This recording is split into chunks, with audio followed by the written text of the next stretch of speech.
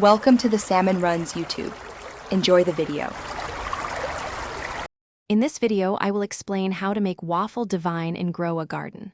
First, open your inventory and find the Waffle Divine seed packet. Next, choose a suitable plot in your garden. Make sure the area receives plenty of sunlight and has easy access to water. This initial setup is crucial for a successful harvest. We'll cover optimal growing conditions next, ensuring your plants thrive from the start. Once your plot is ready, plant your Waffle Divine seeds about 2 inches apart. Consistent watering is key, so water them daily. To really boost their growth, remember to fertilize your plants every 3 in-game days. This routine will help them grow strong and healthy, leading to a bountiful harvest.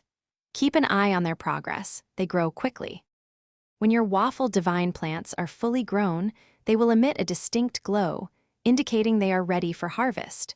You'll need 5 Waffle Divine to craft 1 delicious waffle.